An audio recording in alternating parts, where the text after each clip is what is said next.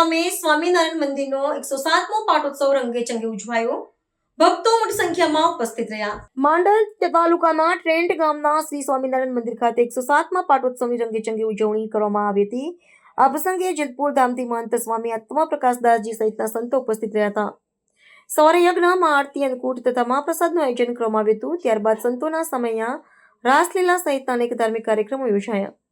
સમગ્ર કાર્યક્રમ દરમિયાન મોટી સંખ્યામાં ભાવિ ભક્તોએ હાજરી આપી ધાર્મિક વાતાવરણનો લાભ લીધો હતો। ईशान कोणे ईश्वर मूर्ते सच्चिदानंद मुनीन्द्रायण मतम आवेयामि स्थापयामि पूजयामि। ओम व्यापकानंद मुनीन्द्रायण मतम आवेयामि स्थापयामि पूजयामि।